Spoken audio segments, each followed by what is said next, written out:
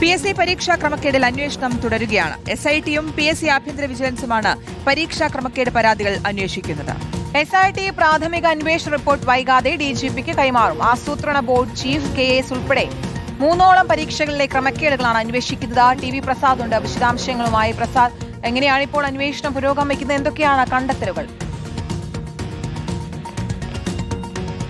കീർത്തന, ശ്രുതി, PSC ക്രമക്കേടുമായി ബന്ധപ്പെട്ട SITയുടെയും ഒപ്പം PSCയുടെ ആഭ്യന്തര വിജിലൻസിന്റെയും അന്വേഷണം പുരോഗമിക്കുകയാണ്. നമുക്കറിയാവുന്നതുപോലെ ആസൂത്രണ ബോർഡ് ചീഫ് പരീക്ഷയിലാണ് ക്രമക്കേട് ആരോപണം തുടങ്ങിയതെങ്കിൽ പിന്നീട് SIT രൂപീകരിച്ചതിന് ശേഷം നിരവധി പരീക്ഷകളുമായി ബന്ധപ്പെട്ട ക്രമക്കേടിന്റെ പരാതികളാണ് SITക്ക് മുന്നിലേക്ക് എത്തിയത്. ഇപ്പോൾ KS ഉൾപ്പെടെയുള്ള പരീക്ഷകൾ അതിൽ ക്രമക്കേട് നടന്നു എന്ന ഗുരുതരമായ ആരോപണം പലരും ഉന്നയിച്ച് പരാതിയുമായി രംഗത്തെത്തിയിട്ടുണ്ട്. അതുൾപ്പെടെയുള്ള പരീക്ഷകളാണ് ഇപ്പോൾ പരിശോധിക്കുന്നത്.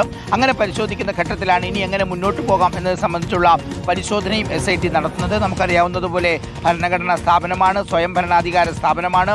അതുകൊണ്ട് തന്നെ അതിനെതിരെ FIR രജിസ്റ്റർ ചെയ്ത് അന്വേഷിക്കേണ്ടതിൻ്റെ നിയമസാധുതയെക്കുറിച്ച് പരിശോധിക്കുന്നുണ്ട് എന്നുള്ളതാണ് ഏറ്റവും പ്രധാനപ്പെട്ട കാര്യം. മാത്രവുമല്ല, ആഭ്യന്തര വിജിലൻസ് ഇതിനകം തന്നെ ആസൂത്രണ ബോർഡ് ചീഫ് പരീക്ഷയിൽ ചെറിയ തോതിലുള്ള പിശകുകൾ കണ്ടെത്തിയതായുള്ള സൂചനകളും ഉണ്ടായിരുന്നു. അതിൻ്റെ റിപ്പോർട്ടും കൊടുത്തിരുന്നതാണ്. പ്രത്യേക അന്വേഷണ സംഘം അതിൻ്റെ അന്വേഷണം സജീവമായി മുന്നോട്ട് പോകുന്നു. പരാതിക്കാരുടെ മൊഴി രേഖപ്പെടുത്തുന്നു, ഉദ്യോഗസ്ഥരുടെ മൊഴി രേഖപ്പെടുത്തുന്നു, PSCയിൽ നിന്ന് രേഖകൾ ശേഖരിക്കുന്നു. എന്തായാലും PSCയുമായി ബന്ധപ്പെട്ട് ഉയർന്ന ഗുരുതരമായ ക്രമക്കേടുകൾ അതിൽ അന്വേഷണം തുടരുകയാണ്. ശ്രുതി, കീർത്തന. ഓക്കെ, TV പ്രസാദാണ് വിശദാംശങ്ങൾ നൽകിയത്. PSC പരീക്ഷാ ക്രമക്കേടിൽ അന്വേഷണം തുടരുകയാണ്. SITയും PSC ആഭ്യന്തര വിജിലൻസുമാണ് പരീക്ഷാ ക്രമക്കേട് പരാതികൾ അന്വേഷിക്കുന്നത്.